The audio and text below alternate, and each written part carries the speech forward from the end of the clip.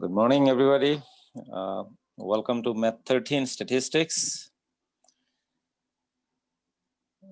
This is for spring 2021, and I'm going to go over the syllabus first, and then I'll go ahead and answer any of your questions, and then we'll get started. So, first of all, my office hours. That's something you may want to use as much as possible. My office hours are Monday and Wednesday from 8:30 p.m. to 10 p.m. I just made it as late as possible so that you guys can go ahead and get done with all of your responsibilities during the day, and in the evening you can focus on this class or get help. Sometimes there are students who have family members, like they have children, young children. You want to put them to bed and then be free and be able to ask questions and do studies. So Mondays and Wednesdays. One of the things, however, though, I will start my office hours at 8:30 p.m. and I'll take questions as long as people have them. Okay. If you have questions until 10:30, I'll go ahead and go until 10:30. But if you're done by 9:30, then I will stop there at 9:30, just to let you know. However, try to make sure that you attend at least one of the office hours. It would really help you. Okay. Particularly these sections, section 1047 and 1053, these are completely online, asynchronous online courses. However, this section 0001, which is virtual, we meet Mondays and Wednesdays from 8:30 to 11. Now, for my other sections 1047 and 1053, these are asynchronous classes or completely online classes. You will have access to this recording and everything. And of course, you are expected to watch the recording and do the online homeworks and participate in the office hours as well. However, I would strongly recommend that if you can, please join these Monday and Wednesday sessions. So Monday and Wednesday from 8:30 a.m. to 11 a.m. Okay, these two classes, please join if you can. If you absolutely cannot, then I understand, but I highly recommend that you do join this class. That way you will get live feedback. It's a live teaching. You will be able to ask me questions. It will be interactive, and you will be able to clarify things as opposed to watching the video. If you have a question, you may not know. So in a live class, the advantage is that you get to ask me questions, you get to see what other people are asking, how things are progressing. So it is very important. If you can, please, by all means, join the live sessions, okay? And of course, section 0001, you guys are expected to be in this class because your section requires you to participate in the class Mondays and Wednesdays. And these are very standard stuff, so there is nothing new. I'm going to send you a copy of this syllabus. Course objectives, you'll learn about statistics, okay? You'll learn about data, you'll learn about how to tabulate data, how to present data, how to do mathematical calculations on data and make conclusions or predictions based on your calculations. And these are the course materials we are going to talk about, and you can just browse through it. All right. So we'll talk about the basics of statistics. We'll talk about a little bit of probability, and we'll also talk about central limit theorem, then do confidence interval, hypothesis testing, etc. Okay. And at the end, we may do ANOVA, one-way analysis of variance. Okay. Then student learning outcome, what you will learn here. Okay.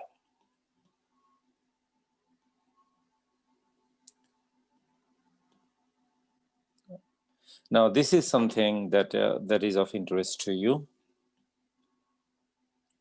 Your homework is going to be 20% of your total grade. Class participation is going to be 10%. This class participation is not attendance so much.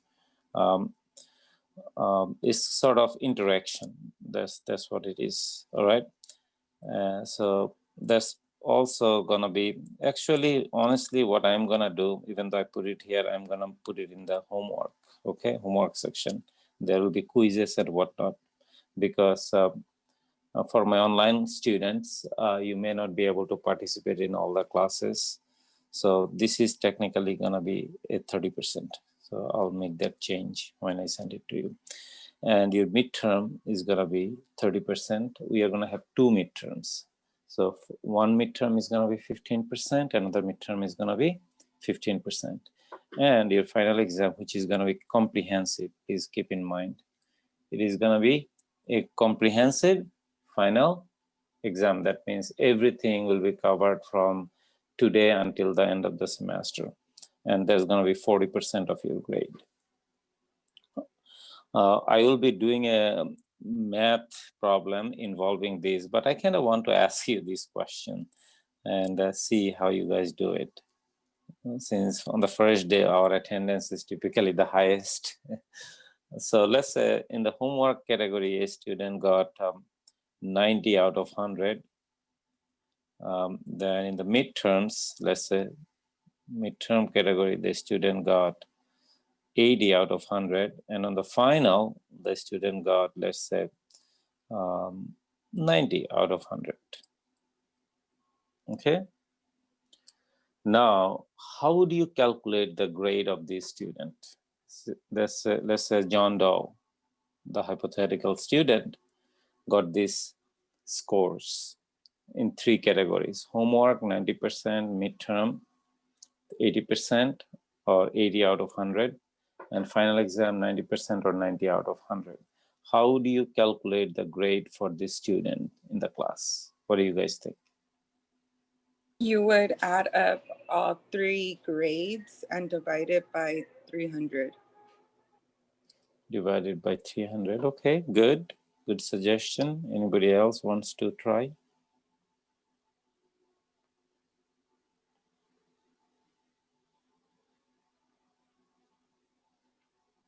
Anybody? Any other recommendation from anyone? I think you add all 3 numbers and divide by 3. Okay. Anybody else? One last chance.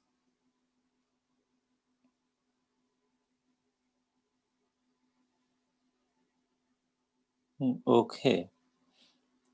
All right. So one person suggested add these numbers and divide it by 300. Another person suggested add these numbers divided by 3. Both of are kind of the same in a way. You are finding the percentage average. So when you are taking these numbers, the natural thing to do is 90 plus 80 plus 90 divided by 3, right? And whatever number it comes out to be.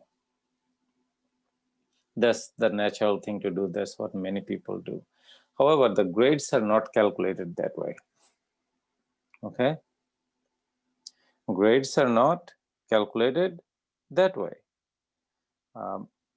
We use something called weighted mean. Okay?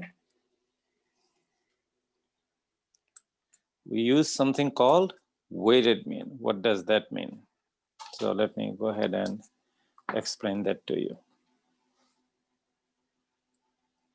When you are dividing these by 3, you can think of it as this: 1/3 times 90 plus 80,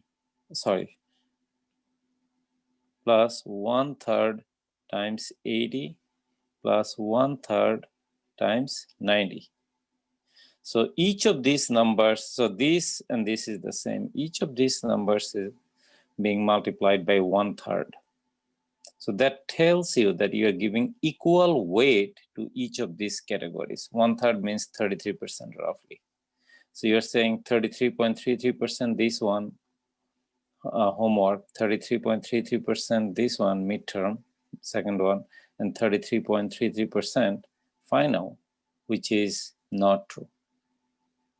Obviously, it says homework is 30%, midterm is 30%, okay? And final is actually what? 40%.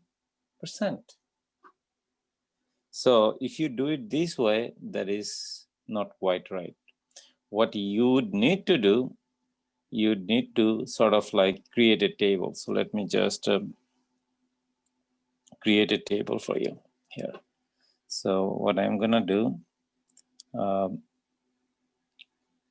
your homework, midterm, and final. So homework, you got 90%. And what is the percentage for homework? It was 30% of your grade, so or 0.3. Midterm, you got 80. What percentage of it is it? Is 30%. And then final exam, it is 90. What percentage it is? 40% or 0.4. Now you're going to take this number and multiply them together. Similarly, multiply these together, okay? If you do this, so 0.3 times 90 is 27, 0.3 times 80 is 24, and 0.4 times 90 is 36. If you add these numbers, you're gonna get 7 plus 4, 11 plus 6 is 17, 1 carry over, 4, 87. So you got 87%. Okay, now let me bring back the screen. 87% is gonna fall between 80 to 90%. That's gonna be a B. If you get over 90%, then it's an A. Now, do you see how to do the calculation for your grade? Okay, so this is how you will calculate your grade. And many times students don't realize that, okay? Make sure that you just don't take the numbers and add them up, all right? You have to assign the corresponding weights to the category. Homework was 30%, that's why I multiplied it by 0.3. Midterm was 30%, that's why I multiplied it by 0.3. Final exam was 40%, that's why I multiplied it by 0.4. That's what it is. Is this okay, everybody? Clear? Yeah. Yes. Yes. Good. Yes. All right. And grade assignments are, less than 60% F here, between 60 and 70% D, 70 and 80 C, 80 and 90 B, or above 90 is an A. I don't want anybody to be getting this or this, either C, either D or F. If you get D, you have to retake the class, right? So I want you to be in this range, everybody. I want you to be here. At least get a C, preferably more A's and B's than C's. That's what it is. And for you to be successful in this class, very, very simple. You join the classes virtually like you're doing right now, do the online homework, and you'll be very ready to do well in the class. Just keep up with the materials as I progress, you'll do well. And I'll tell you where to go to sign up for the online course materials, but keep in mind, as you do the homework, you'll see how to use the web application, and your homework would give you an idea how the midterm and the final exam is going to be looking like. You'll be taking the exams online from your home, okay? So nothing on campus. As you know, the campus is closed. You'll be doing everything online from home. And when you're taking tests online, I kind of expect basic level of integrity and honesty, that you do your work and you don't resort to online resources and everything, okay? So please be honest. By deceiving by cheating on the exam, you're not deceiving me, you're deceiving yourself. That's the ironic part. When the students try to cheat, they think that, oh yeah, teacher didn't catch me, so I deceived him, but or her. But you're not deceiving the teacher, you're deceiving yourself. And that's not a good thing.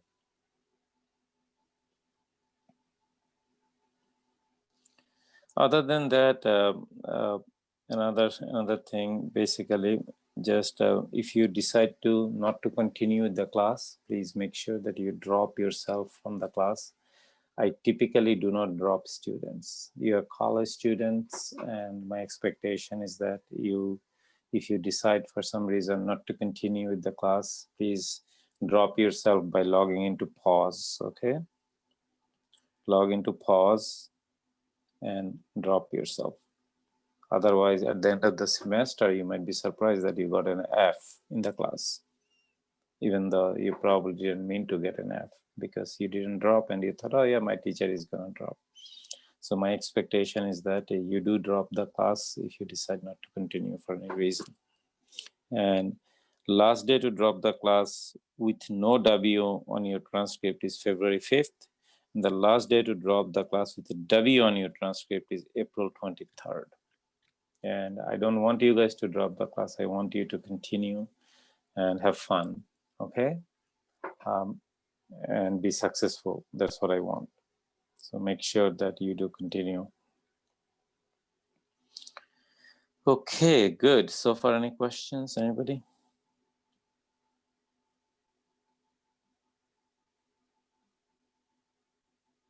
And emergency notifications, if that's basically if you're on the campus, which you are not, this is the emergency number, which is 24/7. You may want to kind of program this number on your cell phone, okay? Of course, emergency is 911, but there is campus security there too. It is 831-755-6888. 755-6888. Please do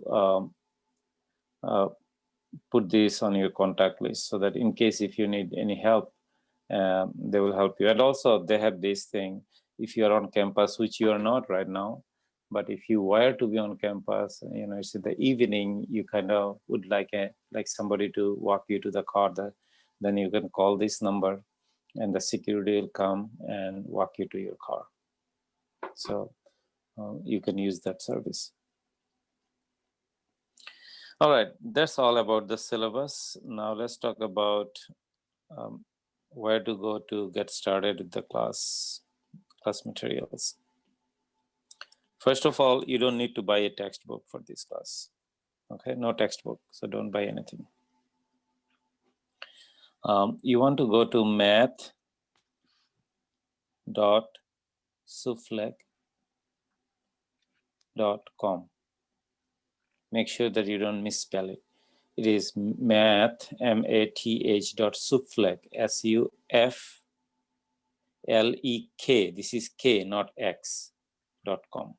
Okay, SUFLEK.com, Suflec. So this is where you'd go. Once you go there, just create an account, okay? Create an account.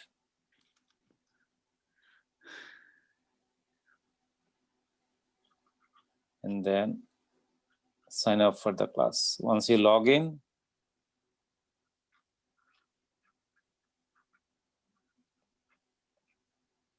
you will see two classes. One is intermediate algebra, okay, which I'm teaching as well. And the other one is statistics. You will register for or sign up for the statistics. When you try to sign up, they give you three options. One is a 7-day free trial. Okay, please go ahead and try that. And then there is subscription. Please do not go for that option. That's not for you guys. Okay, then there is another option, pay in full.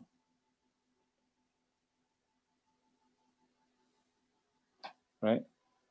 So you want to go either this or that, not this. Once you log in there,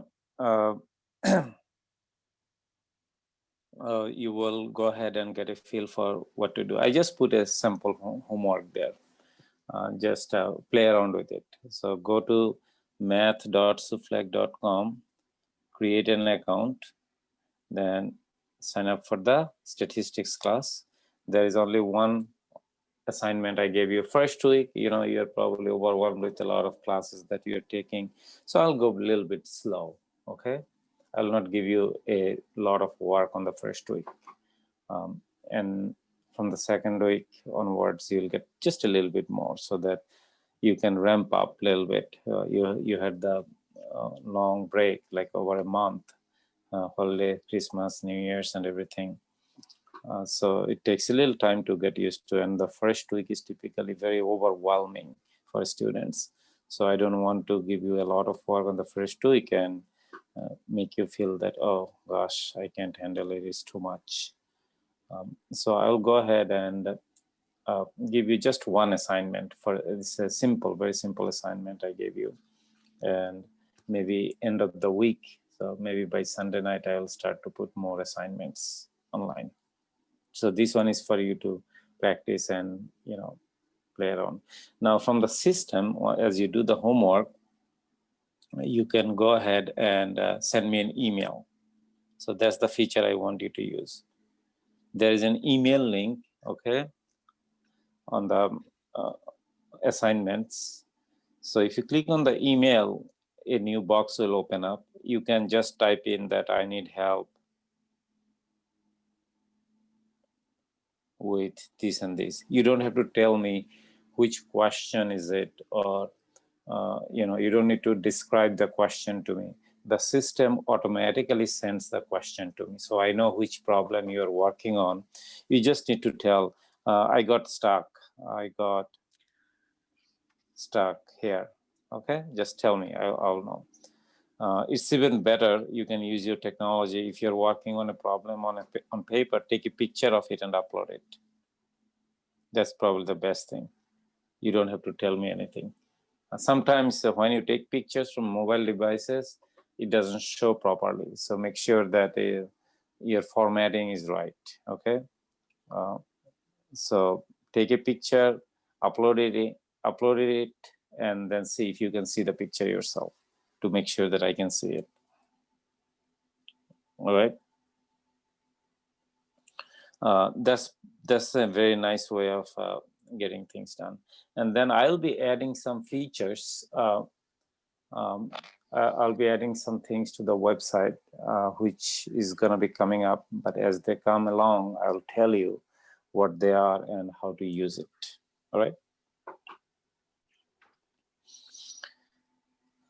Any question about the course materials?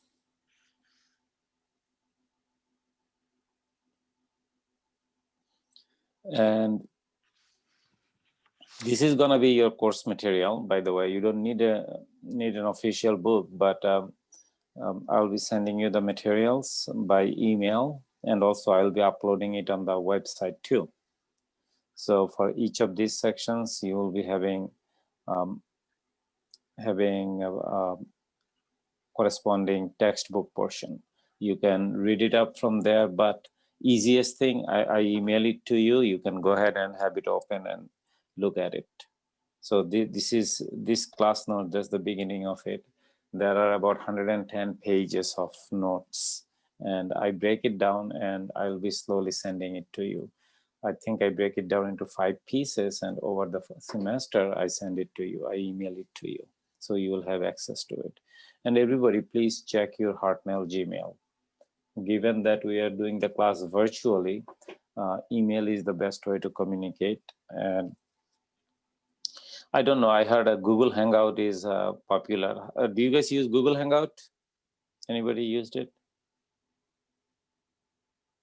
No. No, Okay. never. Oh, Never? Google Hangout No. is, okay. And then there are some of the other things that people have used. But I may try Google Hangout a little bit, so I'm not sure. Mygen, you used it. What is your experience? Is it good? Would you rather use Zoom or Google Hangout to have a conversation?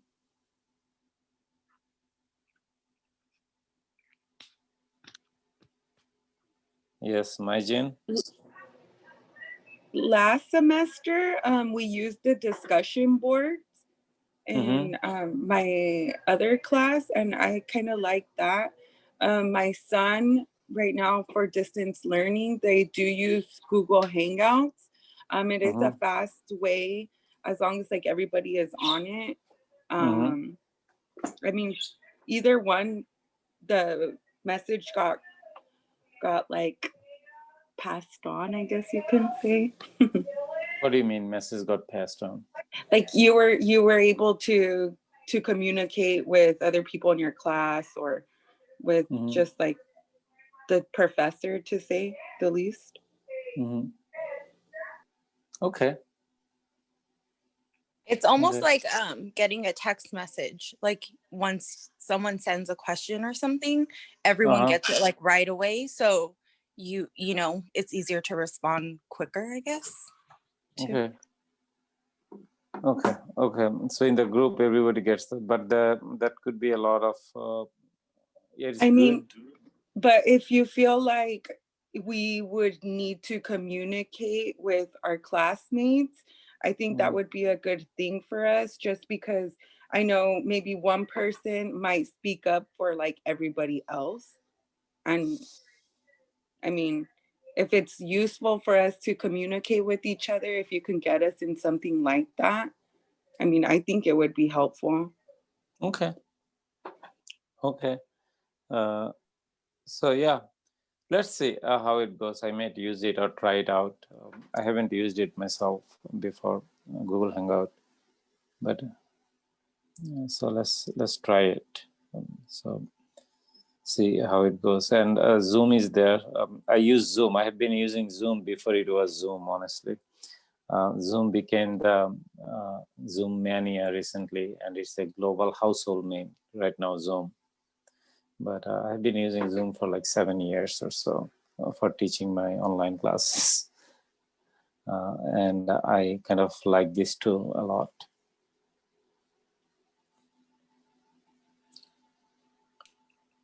Any other question about the materials, course materials and everything? Oh, by the way, this course material, I think it is $79 or so, just to let you know. But I kind of would recommend that you try the 7-day trial, all right, and go from there. And also, if anybody is having serious financial difficulties during this time, please do let me know. I'll make a special request to them to give you some discount or whatever is available, okay? By no means your financial problems should stop you from learning. That's my philosophy. Okay? I have a question. Yes, please. Is there a specific date where you'll be posting homework every week? Normally, probably towards the end of the week, or maybe by Sunday night, you can expect. Okay, Yes. so like every Sunday, our homework should be done. Yeah, like this homework, I made it due Sunday night, this coming Sunday night. So I'm a bit flexible with the homework. And the reason I'm a bit flexible is that sometimes I'm trying to cover a topic, I could not finish it as much as I wanted. So I may take a little extra class or part of an extra class, then I will extend the homework deadline. Okay, you'll see when the homework is due on the website. So I just want to make sure that, you know, you guys are ready, you guys understand everything before you do the homework. And in many cases, I will actually go over the homeworks in class. And once you start using the application, you will see there will be something which I haven't added yet, but step-by-step examples for problems. Okay. Okay, thank you. And also there will be videos, by the way. So it will be pretty helpful online.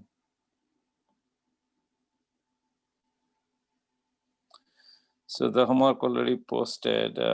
So What is your question, Hosemi Gomez?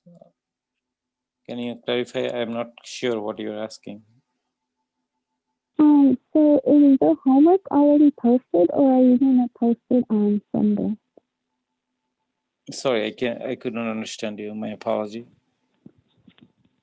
So is the homework already posted, or were you going to post it on Sunday? Oh, I already posted one for you to kind of get practice. So there is one homework. Thank you. Mm-hmm.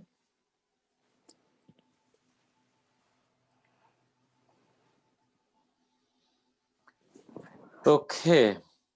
Before we get started, any other questions? Anything? I'm sorry, I have a question. I think you might have already went over this, but what kind of calculators are acceptable? Well, technically, if you have one, TI-84 plus, but if you don't have one, don't go ahead and purchase one unless you have the money. Okay. The college has some loan programs. See if you can get one. And if you can't get one because the college is closed, in that case, try to download an app, which is a simulation of TI-84. If you have iPhone or if you have Android phone, what you can do, you can go to your corresponding app store and then search for TI-84 simulator. You might be able to find something that may work. So that's one thing you can try it. And for Android, I think it's free. For iPhone, it might be $5 or something. And also along the semester, I'll help you learn other tools that will help you do the statistical calculations.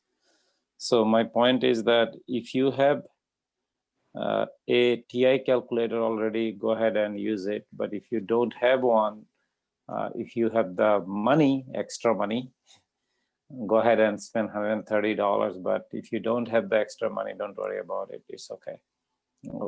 You can do without one. Thank you. Mm-hmm. Anybody else? Anything? All right. Now, before I officially get started, let's take a little bit of break, okay? Let's take 10 minutes break. So I have talked for a while, for about almost close to an hour. So let's take 10 minutes break and then we'll come back and meet at, let's say, right now it's 9:18. So let's meet at 9:30 or so, okay?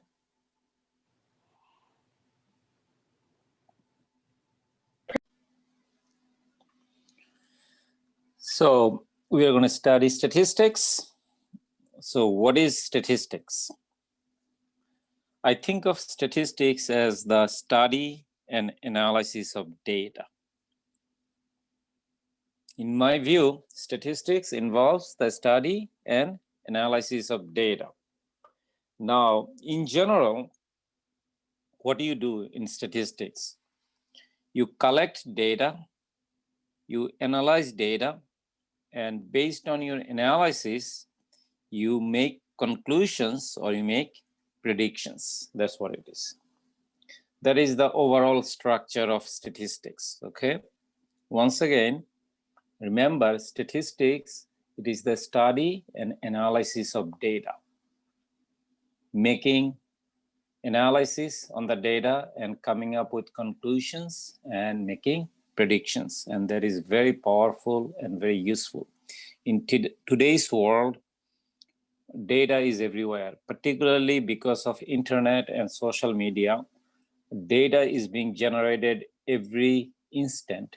Tremendous amount of data is being generated every instant. And that data could be analyzed and made use of.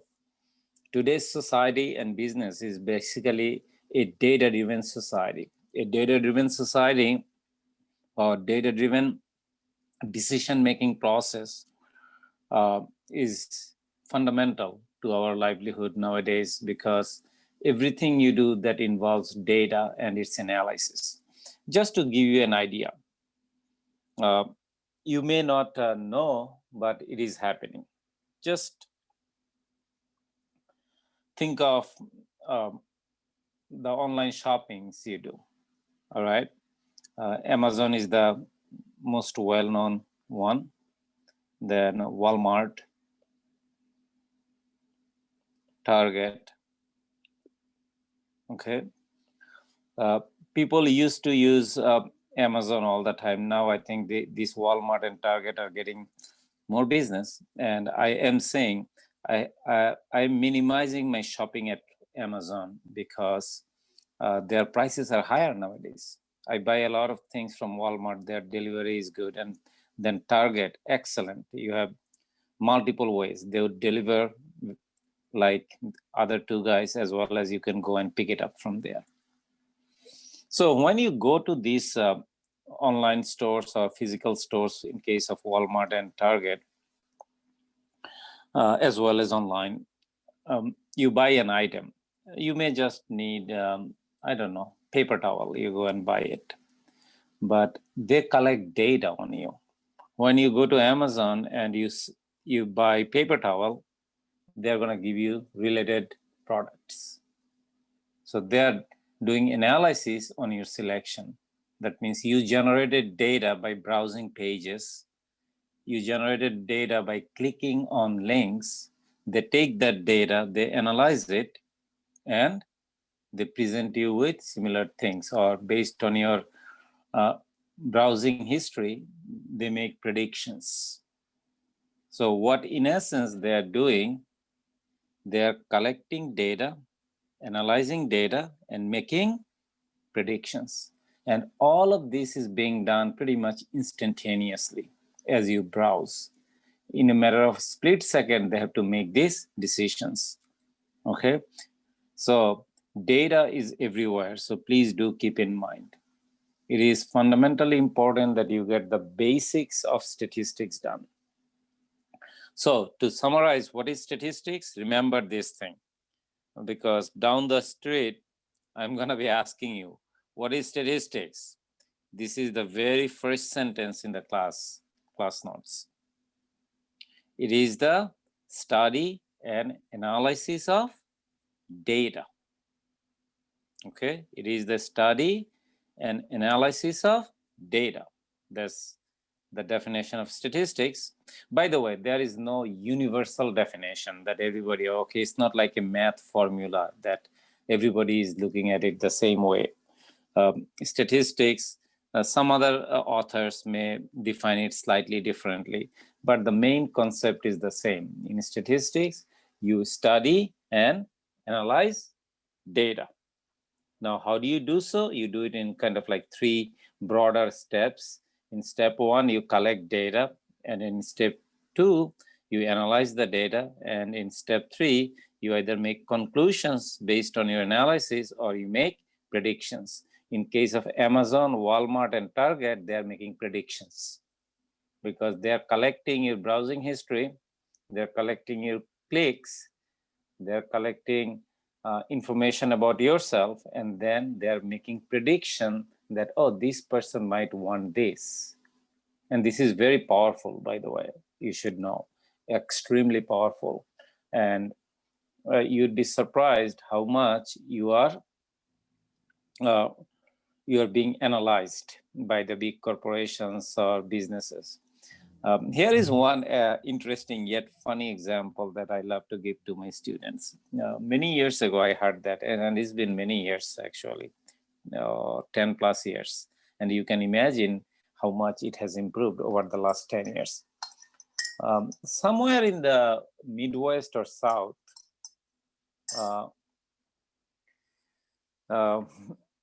a person went to one of the stores, I think it may be even Target, and got very upset.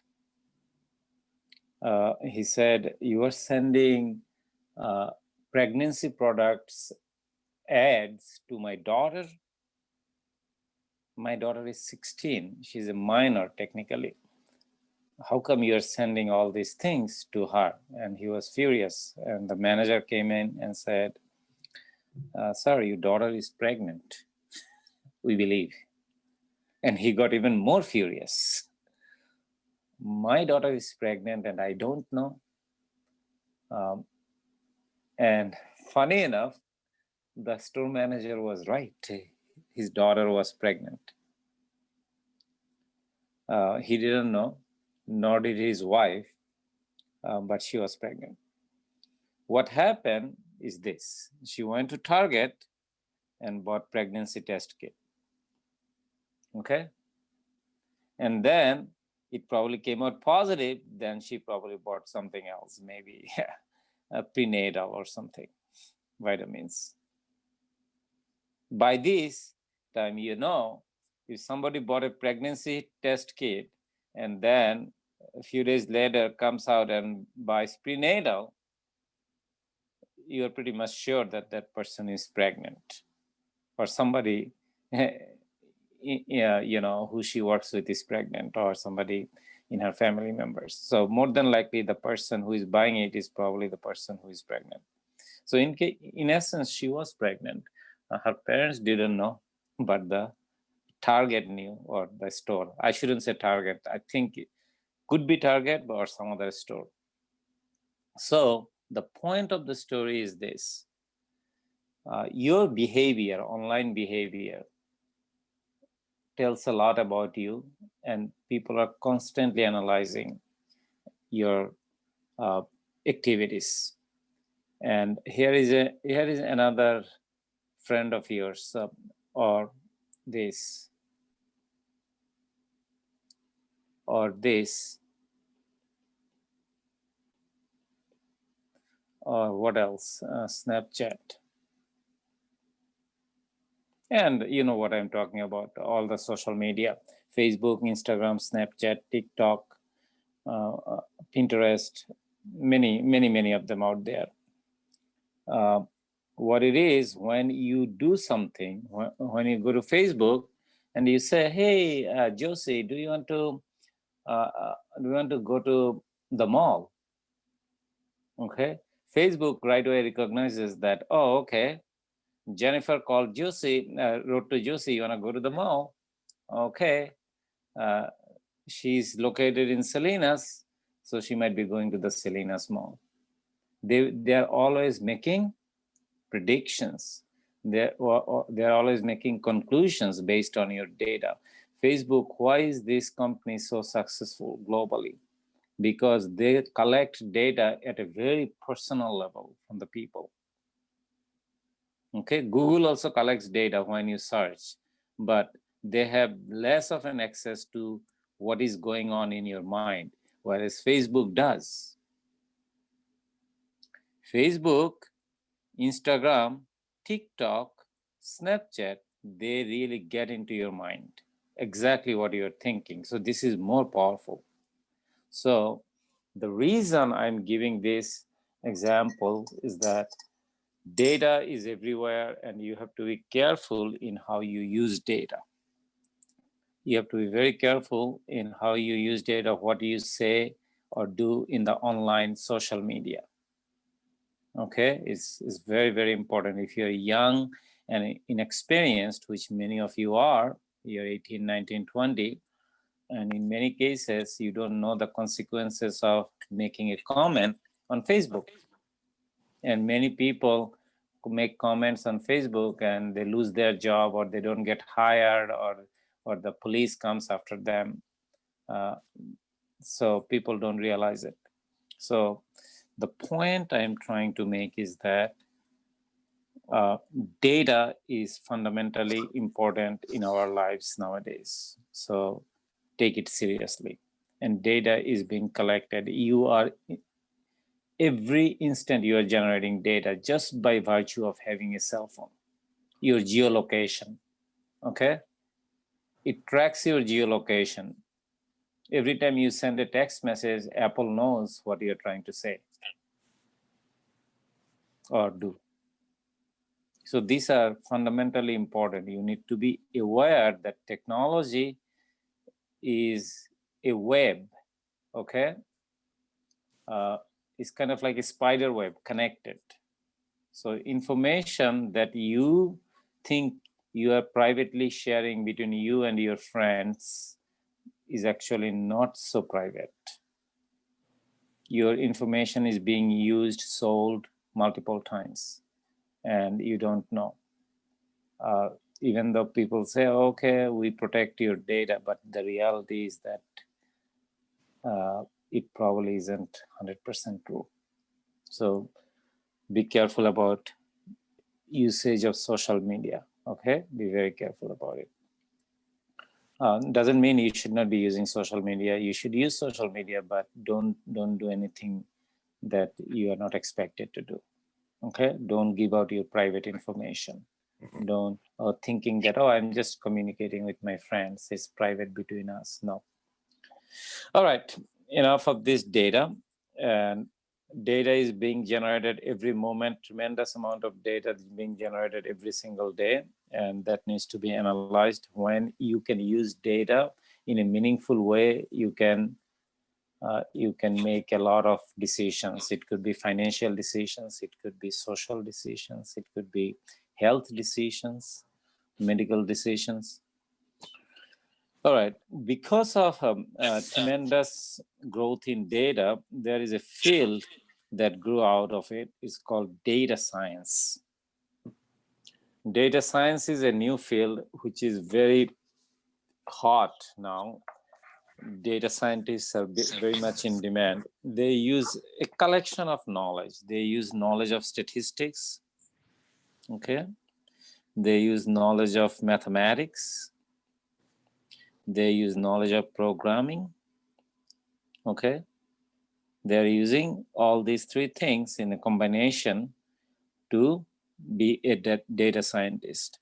So data science explores or covers a lot of different things involving data, okay? And of course, now the most popular application of data analysis is artificial intelligence, okay? AI or artificial intelligence, and then self-driving cars or autonomous vehicles, also known as. So self-driving cars, you guys probably already know Tesla, right? There are other companies coming up with the self-driving cars or autonomous vehicle. Google is coming up with one. Apple is coming up with their own self-driving cars in 2024. So it's going to be an exciting. So when you are using a self-driving car, basically the car can drive itself like the way you do. Of course, it is not 100% yet. It's far from 100%. It will take many, many years to get to the human level of driving expertise. But it can do pretty amazing things. And how does it do it? It does three things. It collects data, it analyzes data, it makes predictions. I'll give you an example, quick example, just to emphasize the fact how important it is. So when a self-driving car, by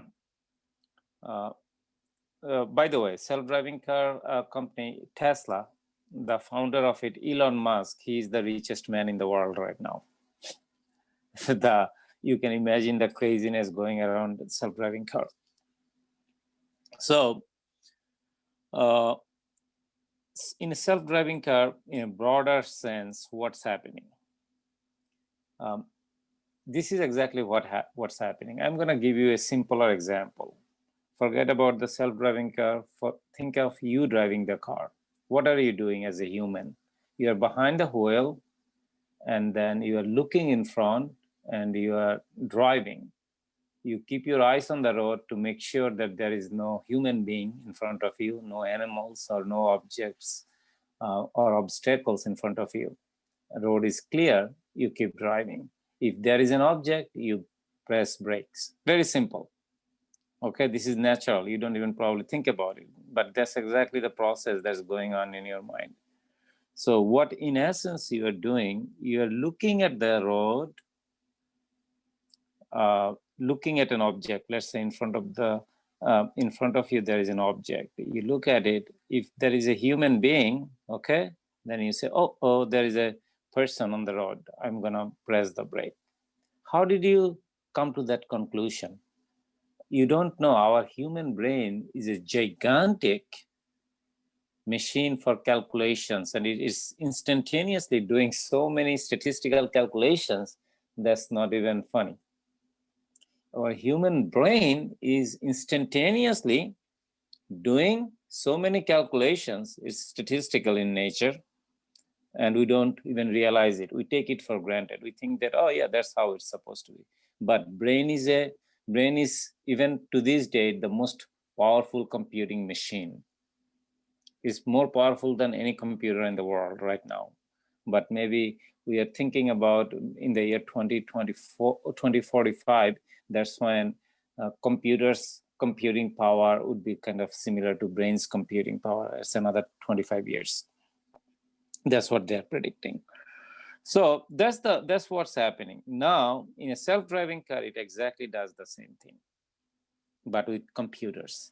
So what it does in a self-driving car, there is a camera, okay? You have a camera, you can think of it. Camera is taking a picture. It takes picture. That you can do. With your cell phone, you can take a picture. Then once you take a picture, okay, you send it through some statistical and computational process. Okay, you feed this data into some statistical and computational process, and that's the part you can call artificial intelligence. Then it comes out and says, hey, it's a human being in front of me versus it is not a human being. It's gonna say, there is a human being in front of me versus it's not a human being. Either yes or no. If it is no, continue driving. If it is yes, press brake. Okay, this is exactly what's being done. So in a self-driving car, we are mimicking what we do as humans with our brains and bodies. Okay, it's doing exactly the same thing, but it's doing it with camera and computer algorithms. And that's basically sort of like overall view of how self-driving cars work. Of course, it's not as simple as I said. There is way more complexity involved in it. Okay, it's like kind of saying that, oh, you will build a rocket ship and you'll go to the moon. So that level of 10,000 mile view I'm giving to you. So that's what it is. And in this process, all they're doing is data analysis, okay? Based on their calculations, based on their analysis, they make a prediction. Either it's a human being, yes. It's not a human being, no. Or it's an object, yes. It's not an object, no. That kind of thing. So you can see the importance of data. And self-driving cars are going to be more common as time goes on, and maybe in 20-30 years you will have self-driving cars, so you will probably not be driving anymore. Enough for data and statistics and its importance. Statistics, you can break it down into two pieces. Okay, statistics, you can break it down into two pieces. So you have stats.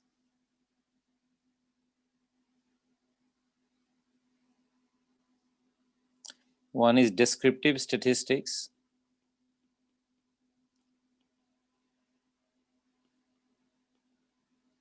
And the other is inferential statistics.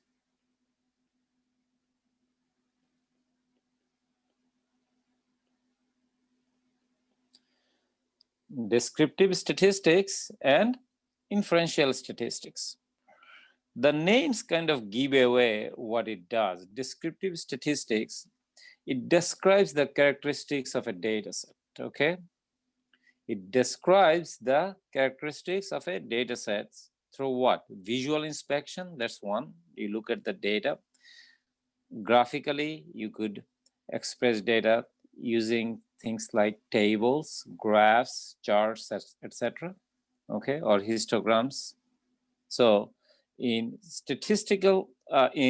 descriptive statistics, what you do, you describe the characteristics of data, and you do so visually and graphically. And graphically, you can create tables, graphs, charts, histograms, as I said. And then also, you kind of look at the shape of the data and kind of find out the variation in the data set. How much do they vary? Is the data set closer to each other or farther away from each other? Those are the things that you're doing. And also you look at the distribution. Distribution is kind of like the shape and structure of the data set. And the center of the data set, what it is, where is the most of the data located, okay?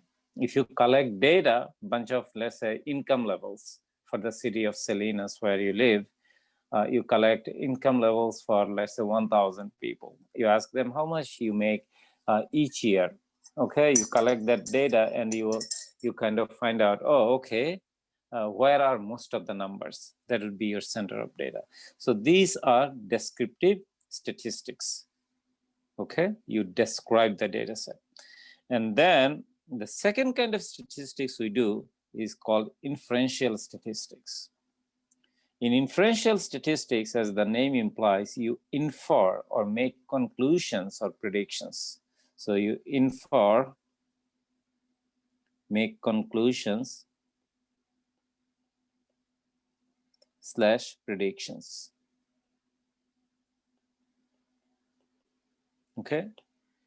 You infer, you make excuse me, you infer, make conclusions or predictions based on your analysis of data.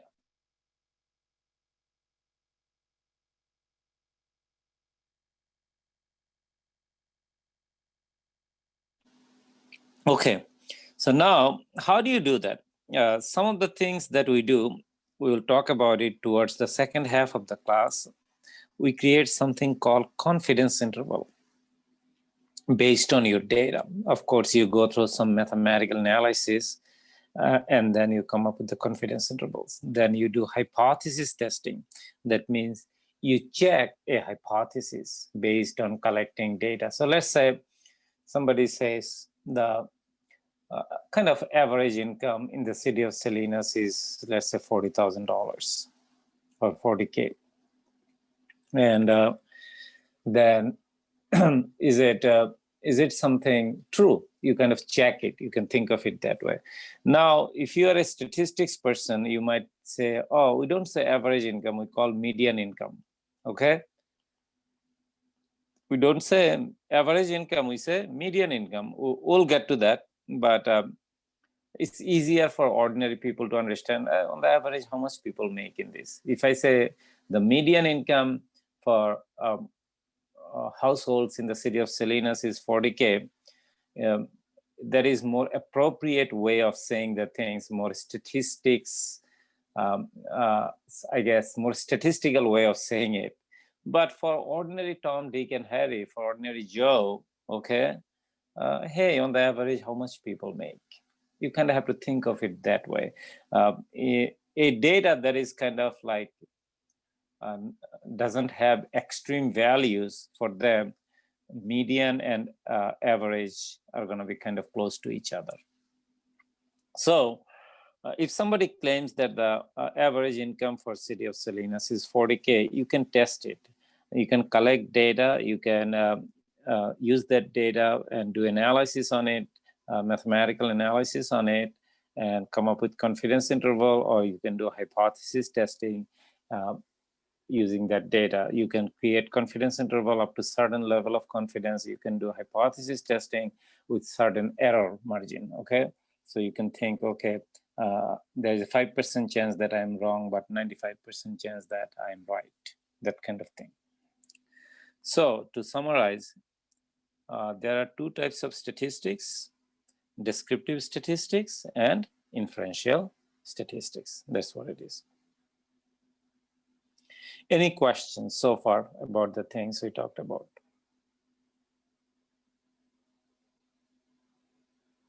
Anybody, any questions? Anything that I could answer?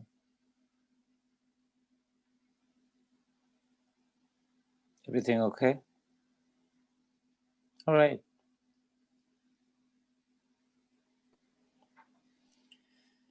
Great. Yes, everything's fine.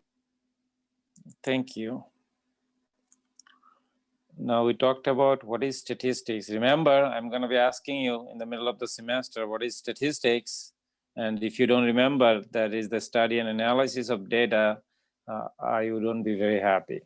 Okay, this is the very fresh sentence in the class. What is statistics? It is the study and analysis of data. In statistics, in a broad sense, what do? You collect data, you analyze data, and you make what? Conclusions or predictions based on your analysis of the data. You collect data, you analyze data, and you make conclusions or predictions based on your analysis. And there are two types of statistics: descriptive statistics, inferential statistics. In descriptive statistics, you describe the data set. It could be visual description, it could be tabular presentation, it could be graphs, charts, histograms, or you could look at the data, find the shape or distribution of the data, find the higher concentration of the data points or the center of the data, or you can find other properties and attributes visually of the data. Okay, so that's what we covered so far. Now, as I said, statistics is the study and analysis of data. So we kind of have to know what is data. Before we collect data, analyze data, we should know what is data. So what do you guys think of data?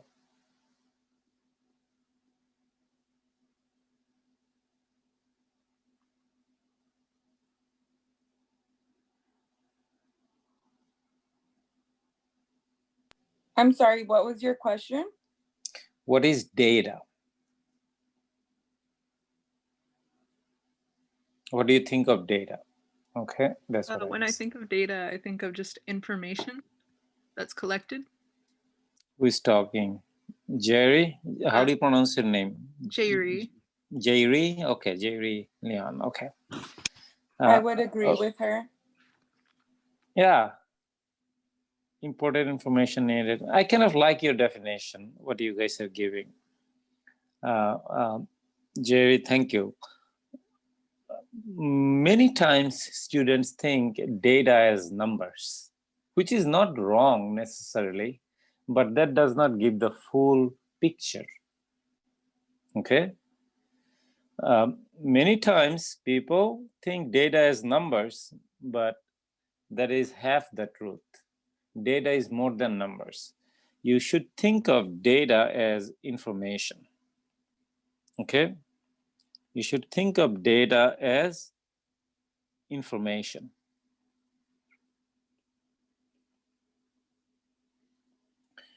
And also, by the way, guys, I know some of you or many of you post on the chat.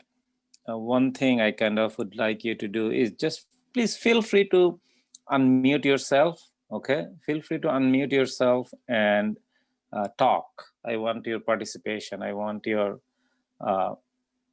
interaction. You can comment on chat, yes, no, agree, disagree, but unmute yourself and talk to me. Okay, talk to the class, interact. That way we'll have a more lively and engaging class, and you will have more fun. All right, and do not be shy. Okay, there is no reason to be shy, and do not feel that, oh my God, I'm not used to talking. I'll give you my personal journey or personal example. I speak with accent, of course, right? Because I'm an immigrant to this country. For many, many years, I was very embarrassed, not even shy. I was very embarrassed of talking because of my accent and people who don't understand me. And it doesn't mean that I'm not right now. I still am, but I'm way less embarrassed in talking over the media right now than I used to be even 2 years ago or even a year ago. sometimes when you hear your own voice, it seems funny in the, you record your voice and you listen to it, it seems funny. At least it appears funny to you, okay? Don't worry about it, it's okay, all right? Feel comfortable talking and don't be shy. Oh my God, if I make a silly comment, others are gonna think I'm not smart or I'm stupid. Don't think of it that way, all right? Participate. Learning takes place. Learning happens when you interact and engage with others. So I want everybody to be joining in the conversation and talking, asking questions, and make it an engaging experience, as opposed to you sitting down there and muting yourself and I don't know what you're doing, honestly. You could be texting or doing other things. I don't know.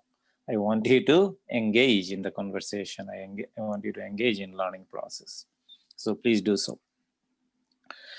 Oh, and one more thing. As a courtesy, I send the email, the Zoom link. Normally, I do it all the time, but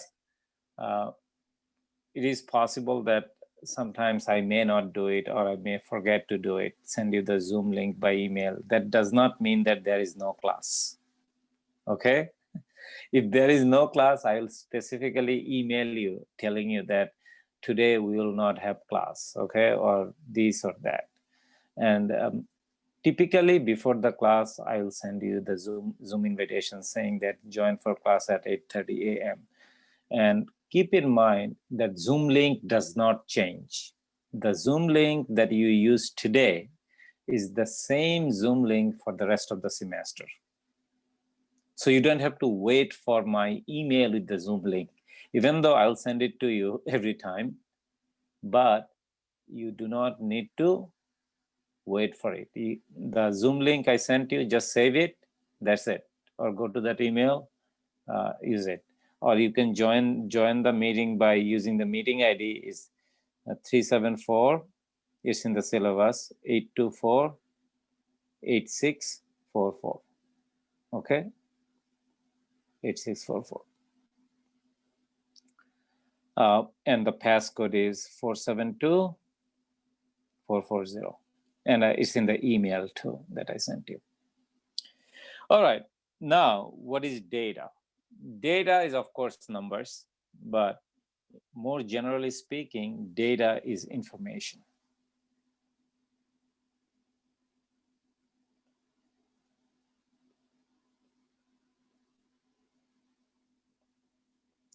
Data is information.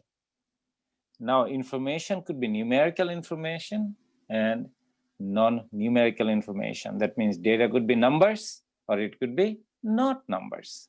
So when we use the word information, it is broader, it encompasses more things. It covers bigger horizon, okay? More of a broader definition of data. What is data? Data is information. So make sure that you understand. Now that information could be of two types. One is, let's use a different color, easier to see. One is qualitative information.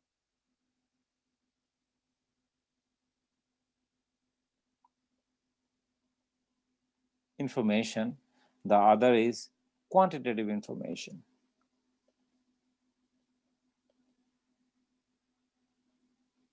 So remember that.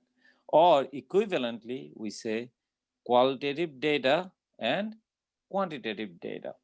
So let me kind of like create a table here. So I have data.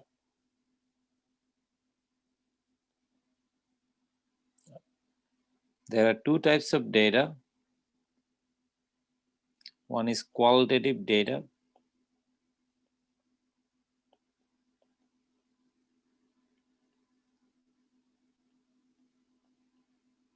The other one is quantitative data.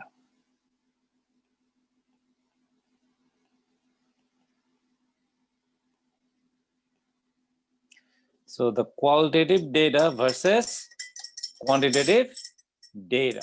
These are the two types of data. So now, what is qualitative data? again, the name kind of gives it away. It describes quality attributes, okay? It describes qualities, attributes, characteristics. Example, if you have collection of items, some are cars, okay? Some are people.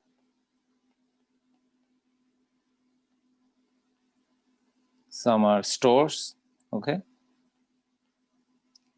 These are attributes of things. The cars have a certain features, okay?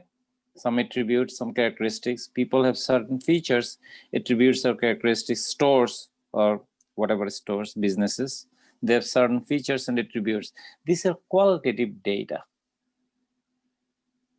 Or another more specific example you can think of, when you fill out online surveys and you rate someone's performance, like some corporation you call in and they want you to fill out their survey of customer service. You have 1, very good service, let's say. 2, good service, let's say. 3, bad service. Okay, so these are categorical data. These are kind of very good, good, bad. These are kind of experience that you have. These are more qualitative in nature, these data. On the other hand, think of quantitative data. As the name implies, it involves numerical values. You are collecting data that could be quantified. So you are collecting data that could be quantified. Okay. So for example, how much money you make per year? 40K. How old are you? 18. How much do you weigh? 140 pounds.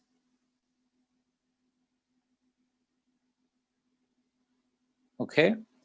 These are also data or information that you are collecting.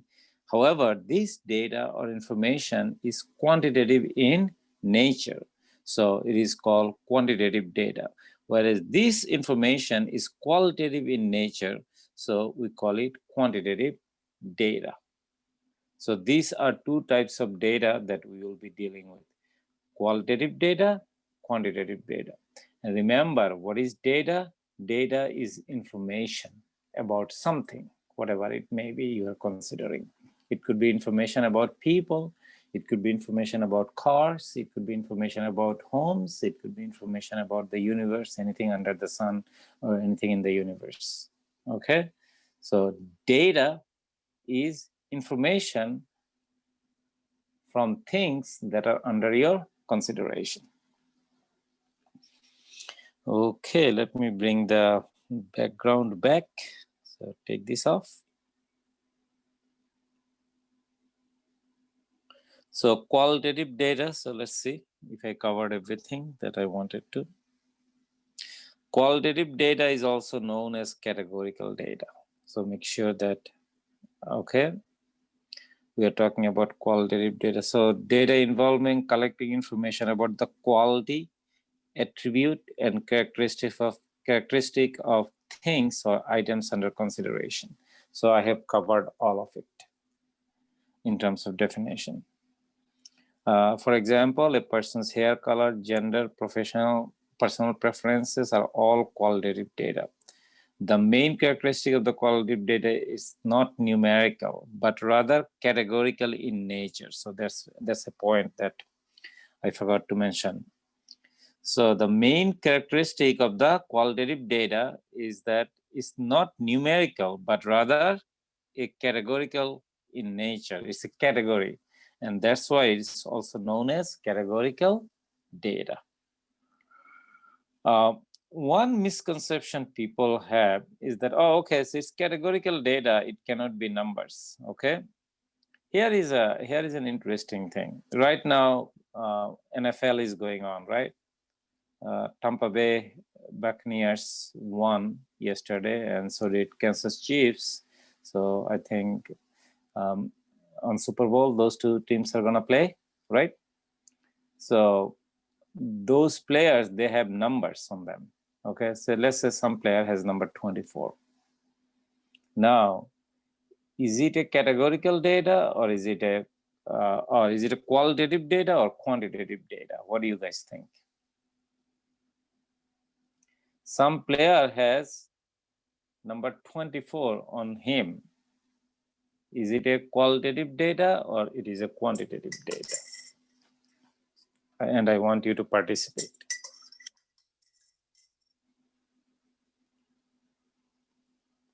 Qualitative?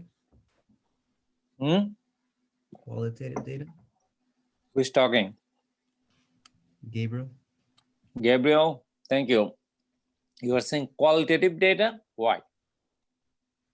Because it's the number of his jersey. It's the quality he has.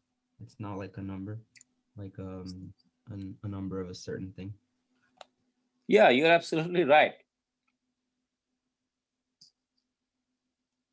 It is qualitative, even though it's represented by numbers. This number 24 is used to identify a certain player. Let's say somebody else has the number 25. You cannot say 24 plus 25 is 49, and that has any meaning. It does not have any meaning. It's just a way of identifying or labeling a person. So one of the characteristics of qualitative data is labeling, labels. It's a label. Your name, I could identify the player by name, or I could identify the player by this number. Even though it is numerical, it's a number that you're familiar with, but it does not, in this context, represent quantitative value. It is just a way of labeling. Like, let's say this is Tom Brady. I don't know, I made it up, okay? So 24, let's say it's Tom Brady.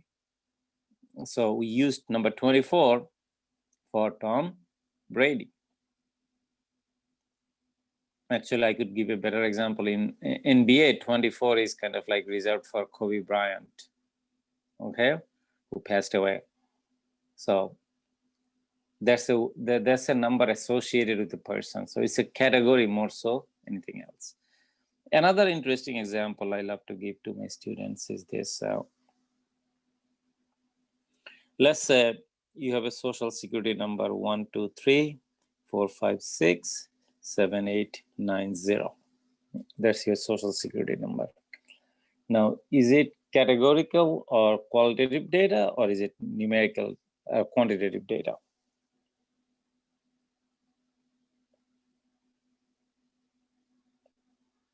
Numerical? Numerical, okay. It's numerical, of course. So my question is it qualitative? Would you consider it qualitative data, or would you consider it quantitative data, your social security number? Quantitative data? Quantitative. I would say Quantitative. Quantitative. Okay, quantitative. I hear somebody saying qualitative. Who is it? Can you identify yourself? Brandy? Brandy says qualitative. Anybody else says qualitative? This is Mejan. I say qualitative. Mejan says Me qualitative. as well. Qualitative. Ken? Yes. Okay. Anybody else wants to join in? Qualitative? Qualitative. Okay, I feel like great. it's qualitative too. Jerry, you say qualitative? Yeah. It is qualitative, by the way, because this is your social security number. That's a way of identifying yourself. So think of, we have about 270 or 80 million people in this country. Each person has a, let's say, social security number. So we just created 270 million categories. That's exactly what we did.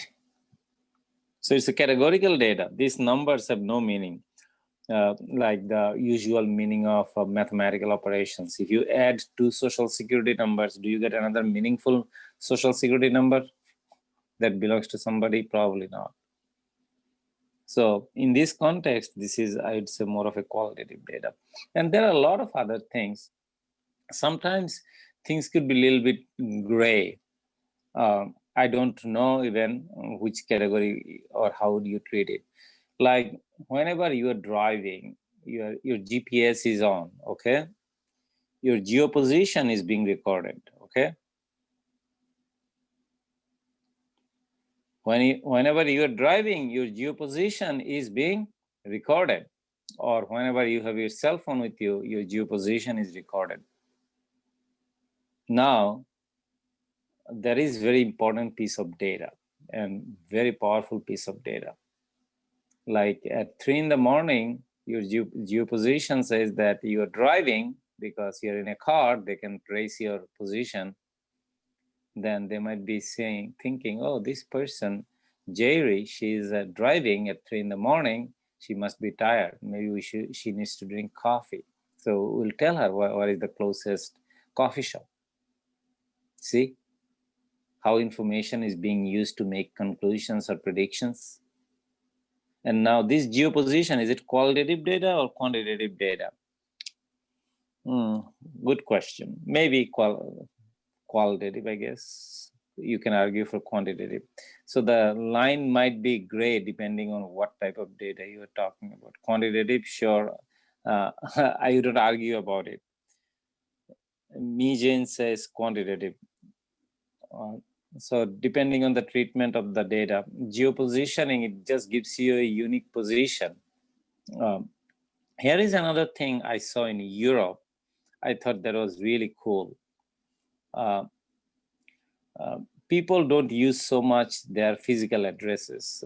Some people, what they do, they give you a number. It's your longitude and latitude, exactly pinpoints where you are. So going forward in the future, you might not communicate with each other through, oh, I live in Salinas on Main Street. I'm at the Starbucks located on 933 Main Street. Okay, you're not gonna do that. That would be like so old school. You'd be like, hey, here is my geolocation, take it. That's it, done. Okay, you just give the longitude and latitude, and then you're ready to go. Technology and exchange of information or data is changing our lives so fast and so quickly that it's amazing. One very simple example. How many people have actually used a VCR in this classroom? Anybody? I actually I own have. one. I did. When I was really You- little. Okay. Yeah. Has anyone seen a typewriter? Yes. Yes. Yes. Yes. Yes. At a museum? Or where In did you real see life. it? In real life. No. In real life. Yeah.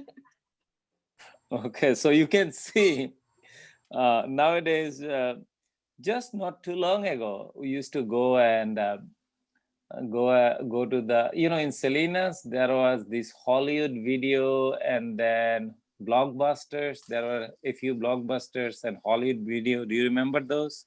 Yes. Yes. Yeah. Are they there now? No. Of No, course they went not. bankrupt. They went bankrupt. Do you see what Netflix has done? Yeah. And things are going so crazy. Movie theaters are going to be heavily challenged from Netflix or Apple movie or Amazon movie. But nothing So- beats a movie theater. I mean, just going to the movie theater is pretty cool. I mean, I would say it's cool than just agree. being at home all day. Yes, I agree. And Netflix Yes. really doesn't have that great of a selection of movies. Agreed. What is it? Netflix doesn't have like that great of a selection of movies. Like I see movies on there I've never even heard of. that I That's didn't even know true. came out. Yeah. Even like Hulu, if you want to watch a certain movie, you either have to go to like Amazon Prime or Hulu or all these other places and rather just rent it. Yes. Yeah, all of these are, so the main thing is all of these guys are taking the businesses away from movie theaters. Definitely there will be clients for movie theaters, but that client base will significantly shrink. And COVID-19 is exactly not helping. Okay. Previously, we used to go to the movie theater. It was so much fun. Now we don't go to the movie theater at all. Is because of COVID. And of course, the number of people who go to the movie theater has significantly reduced. And it is going to go down probably progressively. So you can see how digital communication and data, digital communication is data, change lives so fast, so quickly. Now, we talked about qualitative data, quantitative data. So quantitative data is collecting information that are quantitative in nature, numbers like your height, weight, education level, number of years you studied in college, or number of years of education, etc. Now, quantitative data could be further broken down into two pieces, which is discrete and continuous. Discrete data, it has the feature that you can count them like 1, 2, 3, 4, like that. It's countable. Discrete data is countable. Whereas continuous data, where is the continuous data? Continuous data, it is uncountable. What does that mean? It means that you cannot count them like the way you could the discrete type. Normally, continuous data comes from the real number line. Remember your real number line, 1, 2, 3, etc. -1, -2, -3, right? So discrete and continuous, these are two types of data. Discrete data, something you can count. Continuous data, you cannot count. Typically, not always, discrete data would be something like a whole number, 1, 0, 1, 2, 3, 4. Whereas continuous data will have fractions like 3.75. How many pounds of coffee bean you're going to buy? 3.75 or 2.91, etc. But how many students are in this class? You cannot say 30.75 students. That doesn't make any sense. It has to be either 30 or 31, 32, or all the way down to 3, 2, 1, and 0. It doesn't make any sense to say that we have 2.5 students or 2.3 students in the class. Okay, next, here is an example. My favorite candy store is See's Candy. So when I go there and try to buy candy, unless I pick them one by one, okay? Even if I pick them one by one, this example does count. So if they have pre-made boxes, you can buy half a pound, you can buy 1 pound, you can buy 1.5 pounds, let's say, you can buy 2 pounds, and so on and so forth.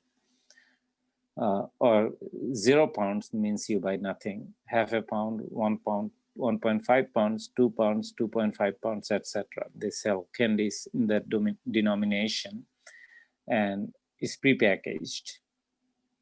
Now my question is it discrete data or continuous data?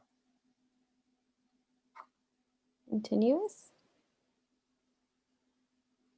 Continuous, okay, good. Anybody else wants to? Continuous?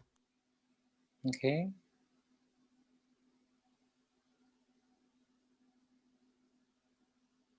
Anybody else?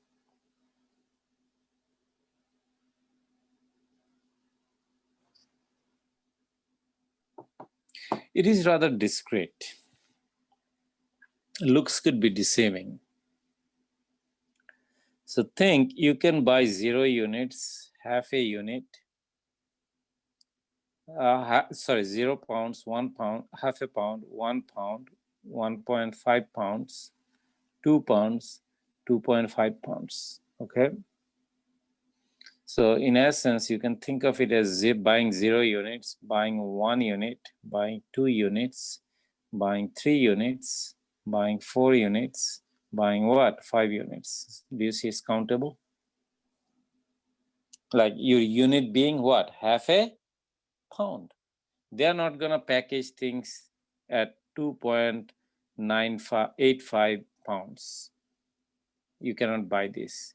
So even though there is decimals / fractions in these calculations or in this data, it is still what? Discrete, because of the nature of these numbers. So in general, discrete data, they are countable like 0, 1, 2, 3, but that does not necessarily mean that it has to be always whole numbers. It could be fractions or decimals like this, and yet still be what? Discrete. That makes sense. Thank you. Mm-hmm. Is it okay, everyone? Makes sense? All right, I think I'm gonna stop here for the day. So let me summarize what I said for data types. So you have data,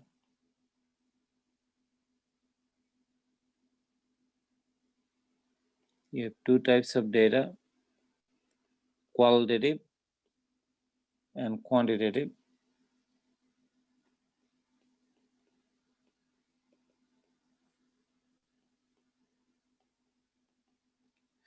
Quantitative data could be further broken down into 2 pieces, which is discrete data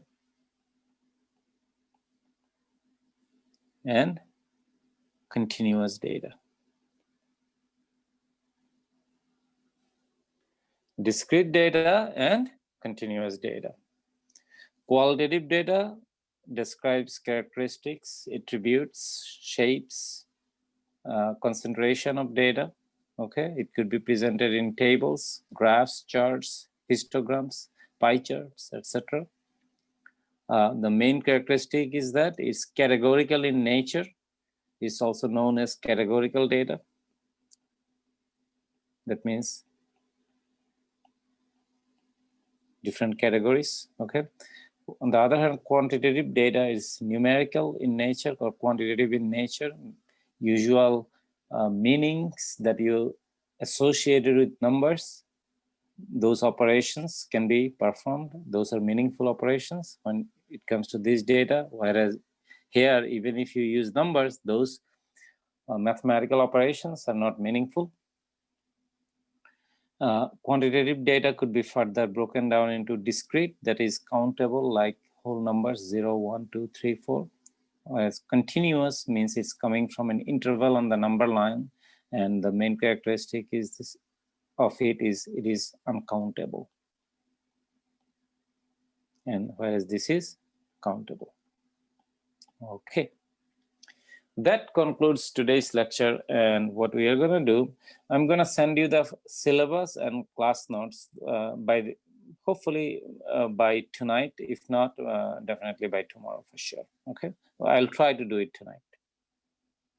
Okay, so please check your Hartnell Gmail regularly, at least once a day, and I'll be communicating with you by Hartnell Gmail, and look for my email with class note number, lecture note number 1, plus the video of today's lecture that I did. Okay, I'll email it to you. So you may want to put these video links in a file. Okay, save it somewhere. Otherwise, if it is on the email, you have to search through the email. So just put it in a file, and then go ahead and go to that file whenever you need it. Okay, so All right. Anything else? Anybody? Any questions about today's lecture or anything in general that I could answer for you? No. Okay. No. No. Make sure to get signed up at the math.suflec.com. Okay, math.suflec.com. Again, math.suflek, not x, lek.com. Go there, create an account, and sign up for not intermediate algebra, statistics. Okay, there are two classes there, intermediate algebra and statistics. You sign up for statistics and try the 7-day trial. If you want to pay in full, you can pay for it in full, but do not do the subscription option. That's not for you. All right, unless you have any other questions, that should be all for today. And you folks have a wonderful day, and I will be talking to you on Wednesday. Yes. Excuse me. How much was the payment for the membership again? For the month, so full? Like the full membership? So for the whole access is $79, I think. Oh, okay. Thank you. Okay. And once again, as I mentioned, if anybody has financial difficulties, serious financial difficulties, please let me know. I'll go ahead and talk to the company and see if I can get some sort of discount from them for you. Okay. Your financial difficulties should not be a reason for you not to continue your education. So that's something that should never happen. Okay, education is your first priority, and we will try our best to give you the opportunities we can. Okay. Thank you. Thank you. Thank you. You're welcome. Thank you. Good day, everybody. You Good as well. day. Thank you. You too. Thank you. Thank you. Have a good day. Have a good day. Oh, good. You too.